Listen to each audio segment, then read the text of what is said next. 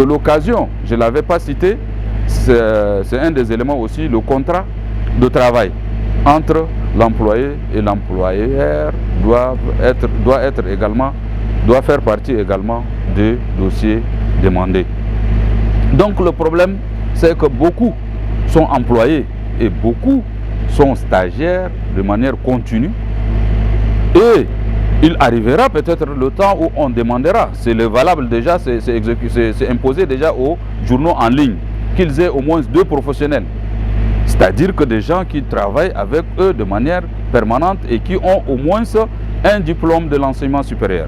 La convention collective signée par les journalistes eux-mêmes entre syndicats et employeurs en 2007 définit, lie l'accès à la qualité de journaliste professionnel à ceux qui n'ont pas été à l'école de journalisme, à l'exercice à un diplôme de l'enseignement supérieur équivalent au bac plus 3, en plus de 3 années d'exercice. Or, actuellement, on dit un diplôme de l'enseignement supérieur, c'est-à-dire uniquement même avec le BTS, on peut accéder. On dit c'est 2 années au lieu de 3 années comme proposé par les journalistes eux-mêmes. Donc, le problème ne se pose pas au niveau des critères, mais c'est au niveau de la volonté.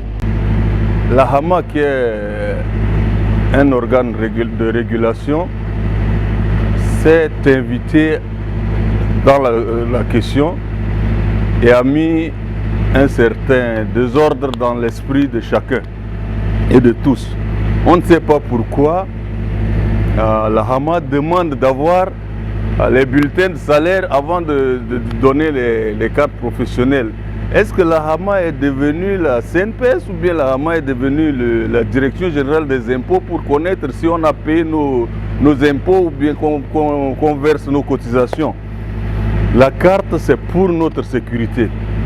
La carte, c'est pour que nous ayons accès au lieu des manifestations publiques, que nous ayons accès à certains endroits stratégiques quand on les présente. Mais mettre des critères qui ne sont même pas raisonnables ni intelligents, c'est refuser tout simplement que les gens qui exercent un métier puissent être protégés. Et quand on refuse de nous protéger, ça veut dire qu'on nous livre aux attaques de quelques prédateurs qui sont là et qui attendent simplement de nous tomber dessus. Nous demanderons à la commission mise sur pied là de revoir ces critères-là, d'être objectif. La loi de 2010 disait que tous ceux qui ont exercé ce métier pendant 2 ans sont considérés comme des journalistes. Sans interruption, ils gagnent leur vie, ils gagnent leur pain, c'est de ça qu'ils vivent. ومن ضمنها مثلا الكونترا المؤسسات الإعلامية دي كانت تعاني من أن تقدر تمشي أعمالها ذاتها، فما تقدر تنتي الصحفي اللي يشتغل ما اسمه شنو كونترا وتقدر تشغلها. صحيح من ناحية واحدة أن كلام الهامة صحيح، يقول لك المؤسسة الإعلامية لابد تكون متكاملة، عندها الإمكانية تشغل ناس وإلا ما في داعي تشتغل. لكن يعني في وضعنا التشادي وضعي صعب، فالصحفيين كله قاعدين بيدبروا زي بدهم رواتب بدهم بعض الامكانيات لكن ما بعقود. فانا حسب رايي الشروط كانت تكون جيده لكن يخفوا من بعض القيود، مثلا مشكله الكونترا، مشكله السي ام بي اس، فدي شروط كانت قاسيه. الشرط الاخر في ناس قاعدين بيشتغلوا في الصحافه عندهم عشرات السنين، يعني هنا جنبنا قاعدين لقيناهم قاعدين بيشتغلوا وبيبقوا ناس خلاص بروفيشنال، لكن مع الاسف ما درسوا الصحافه. فهم دول ساعتها المفروض يقدروا ظرفهم ويراوا يسووا لهم حالات استثنائيه، هم دول ساعتها يكون عندهم حق يدوم اسمه شنو البطاقات، لانه هم خلاص مارسوا العمل ده، يعني حياتهم كلها قضوها في العمل ده. ما ممكن في اخر لحظه انت تجي تقول لهم يا اخي والله انت ما ممكن تعتبر انسان صافي. فعشان كده انا حسب رايي، خلاصه الكلام حسب رايي ان القرارات كانت من حيث ان اي انسان يضع له قيود وشروط يعرفوا صافي ولا ما صافي شيء ممتاز، لكن دائما اقل شيء الحامات وخفف بعض القيود، واهمها مثلا العقد الكونترا والسي ام بي اس وبالاضافه للشهادات. D'abord, je voudrais rappeler que cette carte, c'est un gage de protection et de sécurité des journalistes, sécurité physique et sociale pour les journalistes.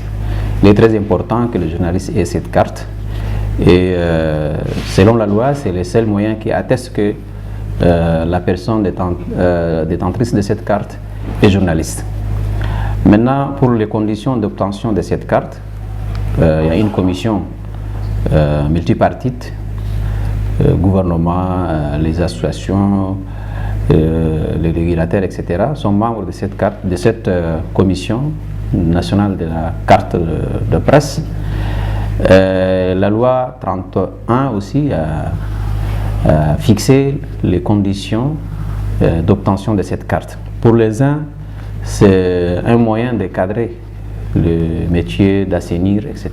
Pour les autres, c'est une restriction et certains trouvent que c'est difficile d'obtenir cette carte.